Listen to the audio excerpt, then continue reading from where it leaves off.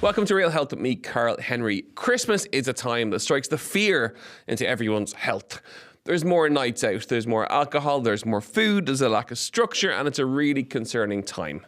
So here at Real Health, we thought we would do one of our popular types of episodes, which is a questions and answer session. We put a call out on my Instagram account at Karl Henry PT, and we picked 5 of the more popular questions to answer over the course of the next 20 minutes or so. So tune in, get your notepad out. We're going to answer the 5 most popular questions around Christmas survival and how to do it. And JJ is here in studio with me, and he's going to help us by asking the questions. JJ. Well, Karl. How's it going? Not too bad. So the first question, number 1 on the list for Xmas survival is, do I have to gain weight over Christmas? Yeah, that came in a lot. No is the answer. But if you do, it's absolutely okay. What we find is with Christmas, there is more alcohol. There is more nights out. There's more food. So weight gain to a point, chances are it's going to happen. But that's okay, because life is for living. What we see time and time again, especially through social media, is diets that they're so restrictive that the weight gain is bigger than normal. And that's the problem with restrictive diets. If you're on 1,200 calories or below, or 1,400 calories or below, Christmas you'll be eating a lot more than that. And the gain will be big enough that it'll throw you so much, it'll take you a month or 2 to get back on track. And that's why we're anti-restrictive diets. And do you advise, taking a few days off, from working out during that Christmas period, especially, those 3 or 4 days in and around Christmas Day? So we tend to tell people that normally there's a bit more time, actually. You have a couple of days off work, mostly. Fair. And the key thing we say to people, look, just move somehow and try and balance it out. So like even on Christmas Day, this may seem like a really weird thing to do, but like I'll go for a run for kind of 5 or 6 miles or longer if I can. For no reason, bar the fact that it's nice to get a bit of headspace before the day kicks off. So it's okay if you want to skip the gym, but in the same boat, if you have more time, get out and do something. If you're going home for Christmas, you might be in the gym, but go out and get a walk done. Go Christmas Day swim. Go for a hike. Surfing at winter is if you have a winter wetsuit, is a great way to stay fit over that period. So no, you don't have to stop, but if you do, that's okay. I suppose what it comes back to, and the weight's the same. It's moderation and it's balance, and that's what people miss. Yeah. That they do one or the other. It's an extreme of, okay, I'm like clean eating and all that nonsense, or I'm the other way, which is I'm drinking kind of 10 pints and loads of food. Yeah. No, you got to strike the balance in the middle. Right. So binary thinking of like black or white, it's like I'm either off completely or I'm like, fully diligent with my training. And that's kind of the problem with the modern wellness scene currently. Now, I sound like the old kind of Gandalf at this stage, at the ripe old age of 42, heading for 43, but it is black or white now. Everything I see online is clean eating, clean exercising, in the gym all the time, no this, no that, no whatever. It's all black or white. And wellness is not black or white. And when you get older, you realize that it's balanced. It's okay to have a couple of drinks. It's okay if your weight goes up by 1 pound or 2 pounds, because that's not weight in the true sense of the word. Like, it's not like you're putting on 2 pounds of body fat over one day at Christmas. Right. You're not. It's salt, it's fluid retention, it's water, it's it might be backed up. It's not weight in the true sense of the word of weight gain in terms of long-term fat gain or fat mass increases. You're not doing that in one day. Yeah, I think that's important because, people feel bloated and they think, oh, I'm fat now. You know what I mean? Oh yeah, absolutely. Yeah, and we all feel that. Like, that's normal, right? That's like everyone's Christmas Day is like, look, I'm cooking the dinner this year, and I tend not to be able to eat the dinner after I spend the whole day cooking. I've got a weird kind of food aversion thing going on there. But generally, you do feel very bloated in around Christmas. You're on the couch, you've had the whole day of eat, and like the chocolate Mikados come out and all that. Oh, yum. You do feel bloated. You do naturally feel heavier. You're swollen. You have more water in the system. Any weight gain is it's not long term. It's a short term thing. But if you go on the Raz for 3 weeks over Christmas, that's a different story now. If you've been clean eating and going to the gym for the last 5 months, and then you rock into Christmas for that one moment in that dress or that suit, and you go for three weeks of that, you will put on weight. But if you do, that's okay, because you can. If you take it off the right way, you might go up by 2, 3, 4, 5 pounds, and you'll knock that off within 2 or 3 weeks in the new year. So don't sweat if you do. That's normal. It gives you something to focus on. But what it really comes back to, it's bigger than just the Christmas. It's your overall approach to your health and your wellness and your weight loss. We see it on Instagram all the time. People say, oh, I lost whatever, but now it's gone, I've lost 4 stone, but now it's gone back on. And you're like, how did you do it? Oh, well, I had 1,200 calories. I ate chicken and broccoli all day long, and I went to the gym 6 days a week. funnily enough, when you stop doing that, you gain your weight back. So it's bigger than just Christmas. You look at your overall structure of how you're assessing your health, and you aim for that 80-20 approach, which you can do and still lose weight. It's what our clients do. That's how they lose weight. It's long term. It takes longer. It's boring because it's not sexy. It's not breakfast, snack, lunch, snack, dinner. It's not sexy, but it works, and it works long term as opposed to 1,200 calories for 4 weeks and then blowing it all apart. You know? And then you touched on it there, but the second question that we got was, how important is it to reduce your alcohol intake? I see this all the time. So I go out on a Saturday night, and then that means that, like, on Sunday I'm sort of jonesing for a takeaway late at night. So how important is reducing your alcohol intake over Christmas?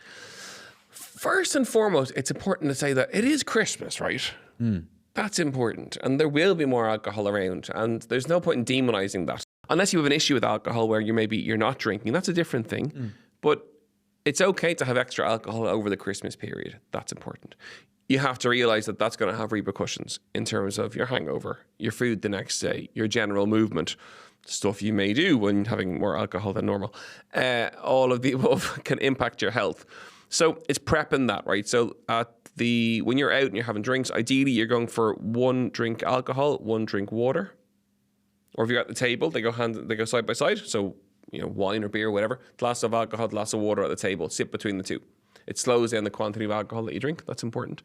The quality of it's important. So go for the best quality that you possibly can. Like anything in life, go for the best version, whether it's a craft beer or in my case, it's a craft cider. That's crucial. Last drink of the night should be water before you go to bed. So whatever the last drink, whatever time you go to bed, the last drink should be water. That's a really simple one, but people forget that.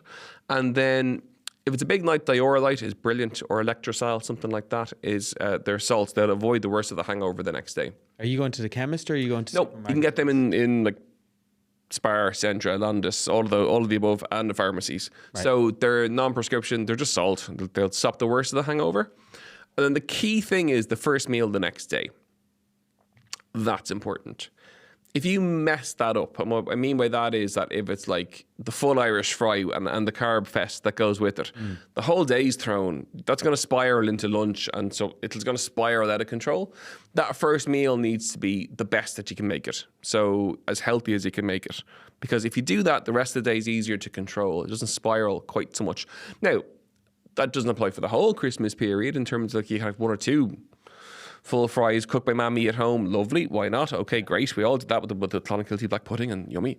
But like on the most part, you balance that out by having the healthier ones most of the time and starting that day off right. Or a bit of movement as well. You won't feel like it, but just get out and move. The weather's cold, it's windy, it's brilliant for hangovers. Because a good walk on a windswept beach, fabulous. Yeah, or a dip in the ocean. Or a dip in the ocean as a sea swimmer, absolutely. It'll cure the hangover very quickly. Yeah. Just actually on that, just be careful how you do that. So it is important from a health perspective. There's a healthier way to get into the sea when in the cold in your shorts or whatever. And it isn't the jumping in is not healthy. Haven't done that, and when we were filming for a TV show last year, it's better to ease in. The shock to the system from a heart perspective is less when you ease in as opposed to when you jump in. Because sometimes, and it's happened to me, when you jump in just from scratch, you can get quite breathless and you can panic because it's so cold. We had it in February up in, we were in the Midlands I can't remember the name of the loch. Jumped in off the pier, off the jetty. It was beyond, it was freezing. And it's like someone sucks the air out of you for about 30, 40 seconds. Right. So ease into the water. That's important to say. But it is very good for a hangover. Absolutely, yeah. And then just finally on the alcohol, I'm interested, do you make any rules for yourself in regards to spirits, wines, beers? Is there anything there? So they've got different stuff in them, right? So beers, you're going to feel more bloated. Okay. The yeast in the beer is going to bloat you out. You're going to feel, your belly's going to push out more and you're just going to feel bloated. Ciders have more sugar. Organics and crafts are generally lower in sugar than the mainstreams, and like you can taste that. Now cider's kind of my tipple, so if you have certain mainstream ciders, it's like Sidona. If you remember, right? You're probably too young for Sidona, are you? Just on the edge. Okay, there we go. Okay, Sidona was my era. So like Sidona was like it was seriously sweet. Where if you go for like a craft cider, it tastes like apples. Yeah. And there's a very, very distinctive difference in the taste quality. Wine obviously has sugar in it. Champagne has sugar and yeast. That's where the bubbles kind of kick out of. Spirits are more calorie friendly. Right. If you want to swap, but like the challenge with that is how you handle spirits is very different to how you handle beer or cider in terms of just the effect of it. Seem to be very, very careful there. But like a gin and tonic, brilliant, far lower in calories. And again, there's a fattiness, that's a very technical word, around the different types of gins, which is quite cool if you read up on them. But for calorifically, certainly spirits and mixers are lower in calories and lower in sugar than lagers or ciders or wines. Okay. Yeah. And then third question we have here is how, just with Christmas approaching, what fitness gifts could Santa bring? And without insulting anyone. Do you know what? We get emails every year from partners wanting to buy personal training sessions for their partners at Christmas. And we 9 times out of 10 talk them out of it. Okay. Yeah, that's very responsible business right there. Because you've got to be very careful. If you deliver a personal training session or a block of PT sessions in a card to your partner on Christmas Day, you really want to know that person. And you really want to have had nearly that conversation beforehand, because otherwise it could be a very tough Christmas Day. It's a very tricky one. Yeah. So, okay, so you look at what the person does first and foremost. Are they a walker? Are they a cyclist? Are they a swimmer? Are they a gym goer? Like, what's their thing? And then you look at tech to make it better or make it more enjoyable.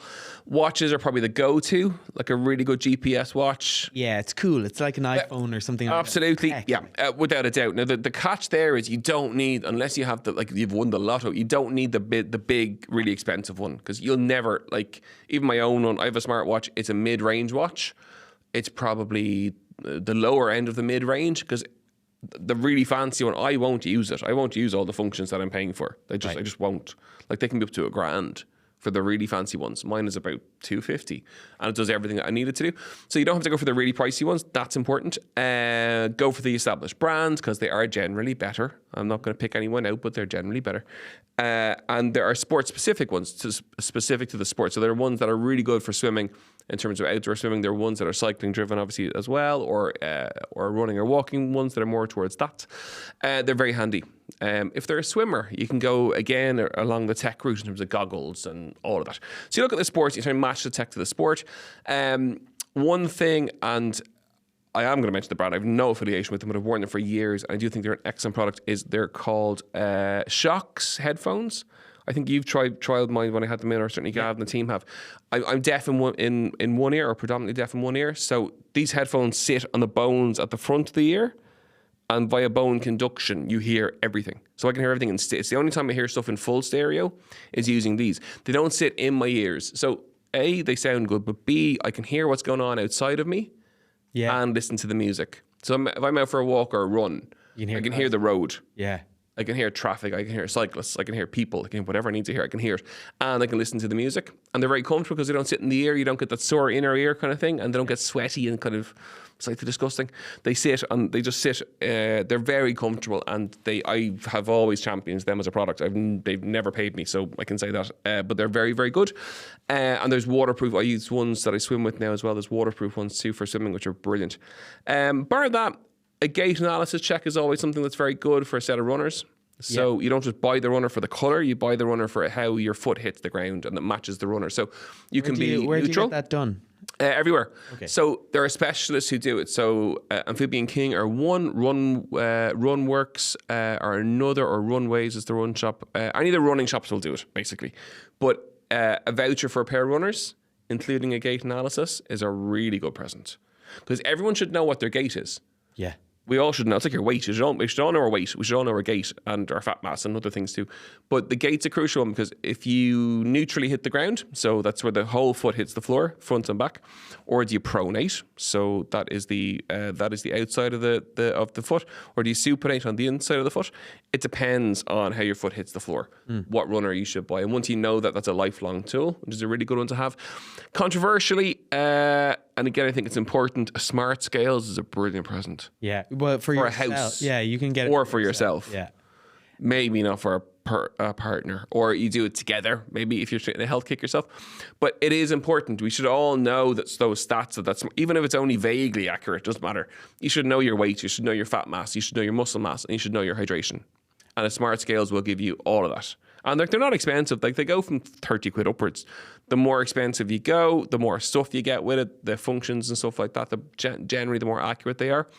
But it is really important as we get older to know your muscle mass and your fat mass. Your weight doesn't really matter, but your muscle does and your weight does. Or your muscle and your fat mass do. They're really, really important. So smart scales will deliver that. And obviously books. I'm a mad book fan, so there's loads of, like, the books just keep coming into the health space now. Yeah. And there's loads of, like, Roz's the Hike Life, there's the Wild Swimming one. Because they're more now than just books. Like, they're like calls to actions, and they're maps of Ireland of where you can go to wild swim or to hike, or they're really good. And again, there's stuff that people, families and groups can do together, which is nice. But yeah, lots of options there. And question number 4 we have here is, I always fall off the wagon, Karl, and it takes me ages to get it back on track. So how can I do it better? So this is the kind of feast or famine mentality. Yeah, it's that black and white thing, right? And the issue with black and white and extremes is, if you lose weight via some extreme method, you'll fall off the wagon so properly that you'll really struggle to get back on. So the answer starts with the thing. It starts with how are you staying healthy? How are you being healthy? That's important. Is it balanced? Is it maintainable? Is it sustainable? If it's weight loss, are you losing weight slowly and gradually? They're all important first. Then when you fall off the wagon, first is that you don't panic about it. Second thing is you don't feel guilty about it. You accept it. And that's okay. You know, it's that idea of perfection, and we see that it's particularly with Instagram at the minute, because I'm not on TikTok, but like, it's that hardcore delivery of content, scaremongering people thinking that they have to be perfect. They don't. Health and wellness is you do your best, and Christmas is a time where you should have a bit of crack. So you never feel guilty for like, it might be a week or two out of the gym, or a week or two of eating not how you would normally eat. Therefore, you just lie in the sands and get back on track. We all, like, the last 2 weeks, I barely trained because I've been so busy, I haven't had a chance. That's all right. That's life. Made up for it, I'll make up for it. So that's important. And then you rebuild it. See, if you really fell off the wagon, you rebuild it back into your schedule. You look at your life, you look at your schedule. Okay, how can I exercise better? How can I do it properly? How can I fit more into my diary without getting overwhelmed? And then you build it back in. If you're really struggling, you reach out. You get a friend, you get a partner, you go do it together, or go to a group, go to a class. You pull out of it by attaching to other people who are healthier. Like, if you look at your direct network, you are the results health-wise of your direct network. If you surround yourself with those who are healthier, you're healthier. If you're a direct network sitting in the pub all day long, that's what you do. So it's, when you're really struggling, reach out to a group, get into a group, get involved in a group, particularly in January and February, and particularly those who live rurally. Like, when you live in cities, you have no concept of that at all until you move out of the city where there's no lights. So you can't go for a walk outside because it's 5 o'clock and it's dark. So what do you do? So you go to a class, you hook up with something that gets you through the really dark winter months and those kind of January blues. And that makes it much easier to get out and to get back on track and get out of the rut that you feel that you're stuck in. It's a long answer to a short question. Yeah. But it's important. You start with the pre-bit, don't panic about it, and then back on track. Yeah, slowly and incrementally. I'm interested just to linger on this a tiny bit. So say, for example, you're off your diet and you're off your exercise regime for 2 weeks, and then it's a Thursday. You know that thing that people do where they say, I'll start next Monday? Oh, yeah. How would you approach that Friday if it's Thursday night and you're like, you feel bloated and you're wrecked after Christmas? Monday is a good day. It is. I don't know what it is about it, and I can't tell you why, but it is. There's something about Monday that people just, and they won't do it on a Friday. So hold off. Is 1 better than 0 though? Are we saying that, like... Oh, everything's better. Yeah. Yeah, absolutely. But there is something about that reset of a Monday that people tend to it just for some reason, that's the day. Yeah, that's the day to focus. Okay. But every little bit will absolutely help, yeah. And then finally, last listener question is, I have so many social engagements. Any tips? So for this one, you look at the big ones and pick them and mark them out. So like Christmas Day, for example. Okay, that's the big day. And you pick 2 or 3 other ones if there's lots of them. You prioritize them as the big nights out. The other ones can be slightly smaller nights out, but just not as hardcore. Then you map them. So ideally that day, you're going to get some movement done beforehand, go for a run, go to the gym, do something. And then that strategy that we talked about earlier on in terms of, water and alcohol together. If you're in a restaurant, choose your stuff. So look at your plate. Try and make that portion plate idea of half the plate salad or veg, quarter protein, quarter carbohydrates. Apply that over the Christmas period. That'll make it easier. Diurolite or electrosol before bed. So you apply that rhythm to it, but you pick the real big blowouts, and that's like the night out. And as opposed to having like 3 weeks of them, you just pick prioritize the big ones. And then you also, if you find that you really struggle, do it with someone over the course of Christmas. Like do it with over those 3 weeks or whatever. Set a challenge with a friend or a group of friends, another, dare I say it, WhatsApp group. But who can do the most trips to the gym over those 3 weeks, or who can do the most kilometers running over that? Like we do that with our groups all the time, with my own friends groups. Who can swim the most in December? Great. I pull you back to COVID, where we all did like marathons on balconies and whatever.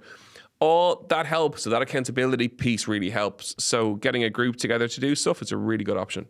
Yeah. And I suppose this is my final point on it, is you strike me as someone who probably gets invited to a lot of launches, a lot of, product stuff, and, throughout the Christmas. Is it important to say no to certain things? Yeah, and that comes with age, I think, right? And as life gets busier, it comes with age. Yeah, picking the stuff that you really want to go to, and that's really important to you. And when you do go, I think that means a lot to the person who's invited you, or to the company who's invited you, as opposed to saying yes to everything and going to everything. It's fine if you're 25 and nothing else to do, but like as you get older, life just doesn't work like that.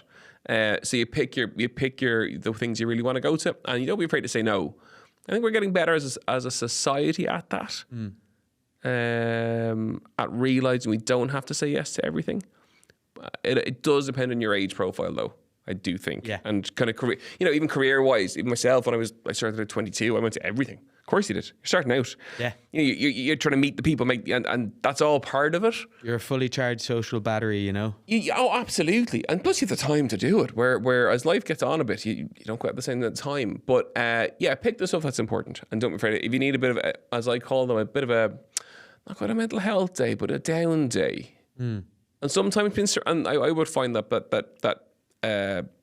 been surrounded by people all the time, your battery runs out after a while, and you have to be able to say, look, I just need to be on my own today and just go for a walk or go swimming or whatever I do, because otherwise you get in a tiz, and you need to prioritize that if you're that type. Some people are the opposite. They love being surrounded by people all day long, but it can be challenging, so you have to pick your days and pick your events, and don't be afraid to say no. Perfect. That's our listener lot. Folks, as ever, we will do these episodes every now and again. So keep an eye on my Instagram account at Karl Henry PT for when the Q&A boxes go up. You can pop your questions in there. Myself and JJ will chat through them on the episode. Have a wonderful Christmas, and we'll see you very soon. Slán go fóill.